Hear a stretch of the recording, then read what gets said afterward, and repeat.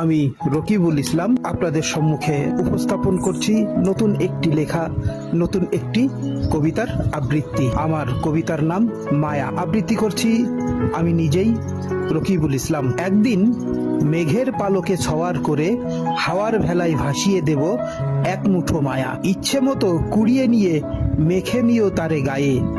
তোমার ওই প্রেমহীন রাজ্যে মায়ার আজ বড়ই অভাব। ভালোবাসার অনটনে চলছে সেথা প্রবল খরা। এসেছে নেমে দুর্ভিক্ষ, অনিলের ঢেউয়ে মেঘের যে দল এইমাত্র ভেসে গেল তোমার আকাশে। তারই মাঝে মিশিয়ে দিলাম এক মুঠো সুখ বৃষ্টির বায়ু।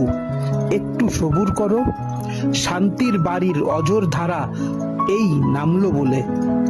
তোমার ধরায় আজ যে বাড়ির অকাল, ইচ্ছামতো সিক্ত করে নিও তব অঙ্গ তব গাত্রখানি। সেই সাথে ধুয়ে যাবে তোমার পৃথিবীর যত কত শত জঞ্জাল।